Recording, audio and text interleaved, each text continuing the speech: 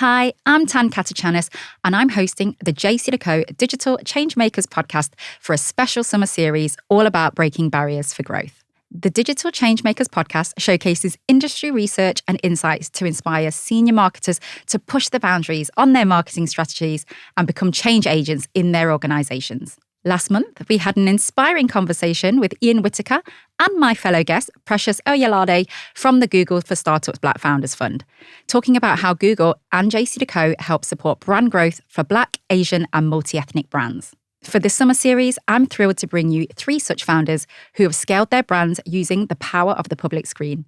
They're here today with amazing stories, ready to share the biggest barriers they faced in scaling their businesses and how they've overcome them, showcasing a positively pioneering approach to smashing stereotypes and breaking new market opportunities. First up, we have Ruby Raut, founder of WUKA period-proof underwear, breaking taboos to induce a step change in women's health education as well as sustainable luxury. I'm sure these stories will help us learn and be inspired to create positive change in our organisations and communities. True business pioneers, true inspiration. Hi, Ruby. We're so excited to have you on the Digital Changemakers podcast this afternoon. Can you tell me a little bit about yourself? Background on the brand, but also what the brand actually stands for too. Thank you so much for having me. Honestly, it's my pleasure to be here. So my name is Ruby. I'm the CEO and co-founder of WUKA. WUKA actually stands for Wake Up Kick-Ass, and we make period underwear that completely replaces the need for disposable tampons and pads. Amazing. That's so exciting. Tell me a little bit about how you came about creating the WUKA brand. So the brand itself, actually, I totally give a credit to Pinterest, looking for inspiration, and found out this word that was often like printed in a frame, and it says wake up, kick ass, repeat, wake up, kick ass, repeat. So I thought that, okay, this is quite a nice name. But then we realized that, okay, most of the big brands also have like 4-letter words like Nike, Puma kind of way. So could we do a short form? So that was the name of the brand. But I guess the product itself was a combination of personal story and personal journey and coming here in the UK. So I was born in Nepal, brought up there. Till the age of 20, I was there, and then I moved here in the UK. And surprisingly, when I got my period at the age of 12, my life completely changed. I used to be quite a tomboy, and then all of a sudden I get period, and my mom gives me her old sari cut into small pieces and said me, these are your menstrual product for the rest of your life. Wow. And not only that, then she goes like, your first period, traditionally you are not allowed to stay at home. See your dad, go to kitchen, be part of anything. So she hands me this rags and says like, go to your aunt's house for 7-8 days. Initial, my reaction is they had 2 daughters in my aunt's house. So great slumber party, like for 7-8 days not to go to school. But when I reached there, they basically made a room for me on the floor. My bed was on the floor. I had a cup and a bowl. And it was like quite a prison feel. Mm-hmm. And funnily, I remember at that time in my school, we were reading this poem called Untouchable. And it was the story of a prisoner. And that was the thing that I reflect. The plates and bowls were often passed on the floor. They were not even handed me in my hand.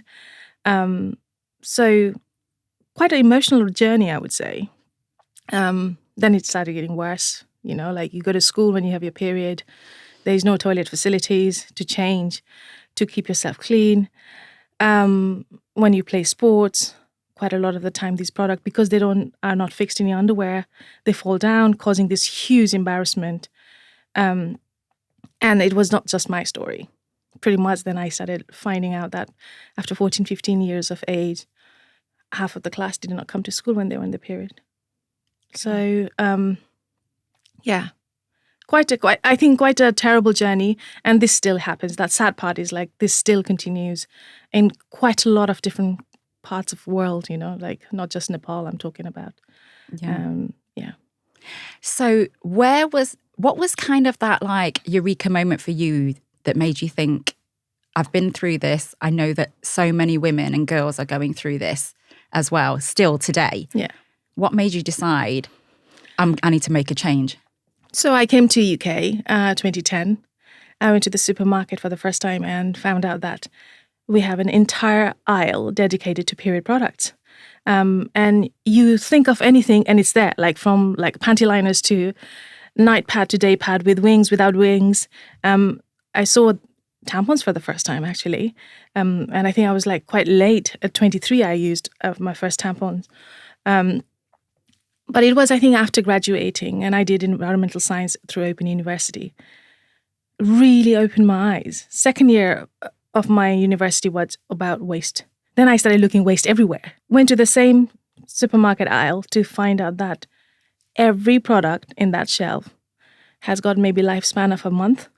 Once people buy it, use it, throw it away. 90% of the product are still made out of plastic. So my venture started on like, how can I do my part more than anything else? So after graduating, I started teaching kids about food waste, then walked my way into like talking about sustainability in schools. And few of the organizers started asking me, saying like, would you like to do a talk on other part of the sustainability and not just food waste? And I went to a girls' school, talked with, 40 kids over there. Only one knew about menstrual cup. Nobody knew about reusable period product. So it literally made me like on the way back home, like something needs to change, This girl needs to know that there are other choices available in the market, or we can create one. So ended up in a secondhand sewing machine, got a sewing machine, brought it home, put it up YouTube, and basically learned to make an underwear. Made first 5 pair, tried it by myself, and then I told my husband, like, this is the most revelation thing in my entire life. It's like that freedom of like, you could just wear an underwear and don't have to worry about anything. Can you imagine like me as a 12-year-old getting that as a first product? Would be like, I think, life-changing. And that's basically was like, God, there is a market for it. Amazing. So you created this product that you were the test, essentially. Yeah. You used it yourself and it changed your life. How did you then bring that product to market and actually create the WUKA brand? So something that I did in between my graduation and starting the business was a thing called Lean Start Machine. Basically, on a weekend, you go with the idea. If people like it, they will join, become a team. And over the weekend, you work. You go to market, like literally physically go to market, do a survey with people, get a validation that the hypothesis that you have created is actually what people are looking for. I did the same thing. So I went just to the Facebook, created a survey as a research student. And I said, like, could you tell me, like, if you're happy with your current menstrual product? 24 hours, nearly 500 people responded. Wow. And even writing, like, there were space for a short answer and I would get an essay. We found out that 74% of the women actually were not happy with the current menstrual product. They had fear of leak, smell, chafing in odor. Just validated my point, like there's definitely a need for a product in the market. So made first 30 underwear. We went to the last standing lingerie manufacturer in Pontypridd in Wales. I went there, sat with them 3 days, made 30 underwear, came home, and I went to the same Facebook group and I said, like, I made some underwear, would like to try. I'm not kidding. Literally next day, I got this queue of like 10, 15 women who are random. I have no idea who they are, coming to try the underwear and say, like, we would like to be the test people. They came, like, it was a funny moment, like, because I think being an immigrant, I'm still not, I think, used to the culture around here. So they were like just stripping naked in front of me and trying the pants. That was like slightly a bit of a shock for me, but they went home. Within a month, I just started getting raving feedback about like how comfortable they were. We had delivery drivers, school teachers, and they said, like, this is going to change people's life. So took that story, went to Kickstarter 2017 November and hit the button of going live. And within 2 weeks, we got fully funded. We didn't ask for a lot, £7,000. That's all it was. And basically that's just lifted off. Today's podcast is about breaking barriers. Can you share with us some of the biggest barriers that you've had to overcome to bring your product to market? Periods. People don't talk about it. This was like the shock of my life was. So I grew up in a culture where you knew when somebody had periods, right? My mum used to stay away from kitchen. My sister never cooked or cleaned, or like I had to sometimes give them water. So visibly, period was there. In the UK, visibly, the periods are not there because you pretty much don't know that if anybody's having period, right? Because there is no this kind of culture taboos, I would say. But traditionally, like, I think generation and generation, centuries, like in the Western society, periods had been advertised as something to be kept as a discreet. That word discreet still stays in the packaging of many brands here. So that means it almost becomes like a taboo. Nobody talks about it. And first 2 years, whenever I used to give leaflet about period pads, like I used to see young girls literally dropping the leaflet because it had like periods or underwear in there, So started with that. And I think that is still like one of the biggest stigmas, like making people talk about it openly. Social media definitely has helped people into having conversation, but long way to go. Mm-hmm. And how do you think you're going to be able to help overcome that, or what changes do you see happening to help us overcome that? Because I think you're right. I think that obviously as a woman, I've had periods, I still have my period, and I still don't really talk about it. I still hide my period menstrual products when I'm going to go to the toilet to change. So yeah, how are we going to overcome that? Or how is WUKA empowering women to be less kind of ashamed? So one thing we're really proud about is like bringing real life story into the platform. Last year we did, 2 years ago, we did a campaign called In My WUKA, bringing like diverse people come in and talking about how do they manage the period. And this was like somebody who is in wheelchair to somebody who have got invisible illness kind of thing, like how they manage the period. And I think that is something resonates throughout our website, throughout social media that we do. This last year, we also won £250,000 as a Sky Footprint Award to create our own TV ad. And my only one mission was like, anything we do, it has to be bold and it should make people make noise about it. So I think it was only 2018 when people started, like brands started using like a little bit red blood on the pad to show the product, but still not fully out there, So we went a next level and we started showing blood in the shower while you're having a shower, because every woman knows what I'm talking about, or if you've got periods, and then blood clots as well. And that was definitely a noisemaker. We got so many people saying like, I was just having my lunch and I had to see and these kind of complaints started coming quite rapidly, like 2-3 a day, like into my inbox. Just shows that how much education is still needed. Men are still excluded. Boys, when I go to school, boys are still excluded from period education. Like you won't be able to create an empathetic or inclusive world if you don't talk about it. Fundamental reason of why human exist is because of our period, right? So it can't be ignored. No, absolutely. What would you say your ambitions are for WUKA moving forward? Because you've obviously broken a lot of barriers already and some taboos, which is absolutely amazing. What are the ambitions for the WUKA brand over the next 5 to 10 years? I would say I would love to every girl to have the first period as like a non-event. Start in a comfortable way. They are well informed about what's going to happen to their bodies, changes, what periods is, and give them more than 30-minute lesson that, normally at the moment we do 30-minute lesson about periods. A period will last you over 40 years. How can we just go by just giving 30 minutes of education, right? So obviously, as a brand, we would love to be a household name, You go to a supermarket, you go like, yeah, that's my first choice, That's the goal. So Ruby, I'm really excited about the fact that we're going to be working with you on an out-of-home campaign to use the power of the public screen to really amplify the WUKA message and reach even more people. What are your ambitions for the campaign? What do you want to achieve from it?